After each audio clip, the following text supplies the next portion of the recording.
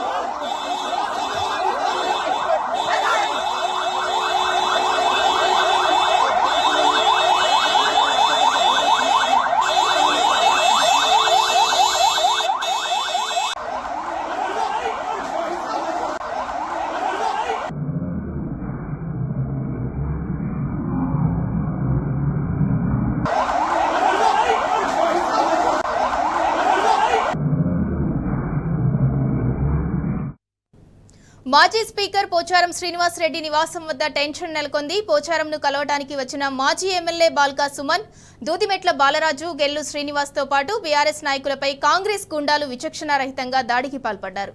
కాలితో తన్నుతూ దాడులకు పాల్పడ్డారు.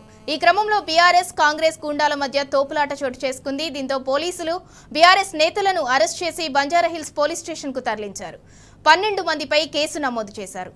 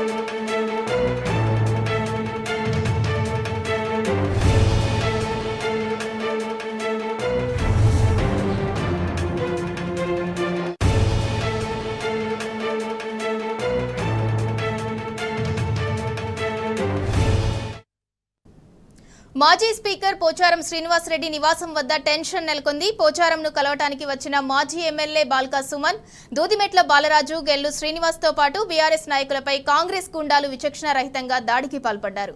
కాలితో తన్నుతూ దాడులకు పాల్పడ్డారు. ఈ క్రమంలో బీఆర్ఎస్ కాంగ్రెస్ గుండాల మధ్య తోపులాట చోటు చేసుకుంది. దీంతో పోలీసులు బీఆర్ఎస్ నేతలను అరెస్ట్ చేసి బంజారాహిల్స్ పోలీస్ స్టేషన్ కు తరలించారు. 12 మందిపై కేసు నమోదు చేశారు.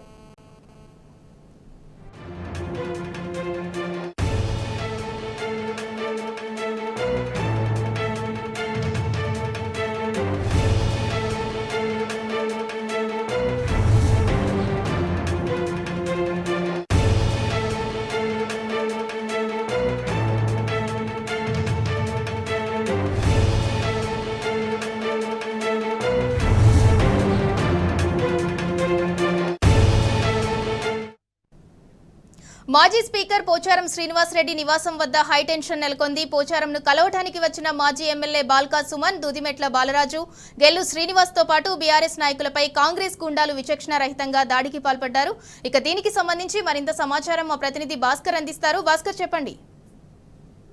సంబంధించినటువంటి నాయకులతో పాటు ముఖ్యమంత్రి రేవంత్ రెడ్డి సైతం పోచారం శ్రీనివాసరెడ్డి ఇంటికి వెళ్లి పార్టీలోకి ఈ ప్రజాస్వామ్య పద్ధతికి విరుద్ధంగా ఆయనను పార్టీలో జాయిన్ చేసుకోవడాన్ని వ్యతిరేకిస్తూ టీఆర్ఎస్ కు సంబంధించినటువంటి బీఆర్ఎస్ నాయకులు పోచారం ఇంటికి వెళ్లి అక్కడ ఆయనతో మాట్లాడదామని లోపలికి వెళ్ళినటువంటి సందర్భంలో అక్కడ ఉన్నటువంటి పోలీసులు అడ్డుకోగా వెనక నుంచి కాంగ్రెస్ గుండాలు దాడి చేసినటువంటి ఇన్సిడెంట్ కి సంబంధించి తిరిగి మళ్ళీ బీఆర్ఎస్ నాయకులపైనే కేసులు నమోదు చేసి అక్రమంగా బీఆర్ఎస్ నాయకులను జైల్లో పెట్టినటువంటి పరిస్థితి. దీనికి సంబంధించి బంజారాహిల్స్ పోలీస్ స్టేషన్ పరిధిలో మొత్తం బీఆర్ఎస్ నాయకులను 12 మందిని అదుపులోకి తీసుకొని ఐపీసీ 353, 445 సెక్షన్ల కింద కేసులు పెట్టారు బంజారాహిల్స్ పోలీసులు.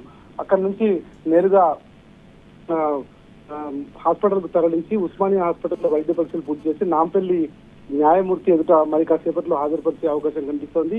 దాదాపు మొత్తం ఈ ఇన్సిడెంట్ కి సంబంధించి ముఖ్యమంత్రి అక్కడ ఉండగానే ఇదంతా జరిగింది.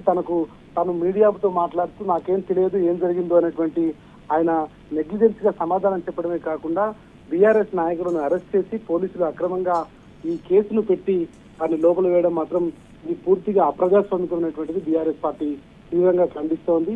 పోచారం శ్రీనివాసరెడ్డి దాదాపు 80 ఏళ్ల వయస్సు. ఆయన గతంలో బీఆర్ఎస్ పార్టీ ఆయనకు అనేక రకాలుగా ఆ పదవులు ఇచ్చి ఆయనను గౌరవించింది. కానీ ఇవాళ ప్రభుత్వం అధికారంలోకి రాకపోయేసరికి కనీసం ప్రతిపక్షంలో ఉండడానికి కేవలం 6 నెలల సమయం కూడా వెచ్చించకుండా అంత ఓపిక లేకుండా వెళ్తున్నటువంటి పెద్ద మనిషి దగ్గరికి వెళ్ళి ఏం జరిగిందని కనుక్కోవడానికి మాజీ ఎమ్మెల్యే మాజీ పార్లమెంటు సభ్యుడు సుమన్తో పాటు దూదిమెట్ల బాలరాజు ఇతర మాజీ కార్పొరేషన్లు ఆంజనేయులు గౌడ్తో కలిసి దాదాపు 12 మంది నాయకులు అక్కడికి వెళ్లారు. కానీ లోపలికి వెళ్లకుండా అడ్డుకున్నటువంటి సందర్భంలో పోలీసులతో మాట్లాడుతున్నటువంటి క్రమంలో వెనక నుంచి వచ్చినటువంటి కాంగ్రెస్ గుండాలు దాడి చేశారు.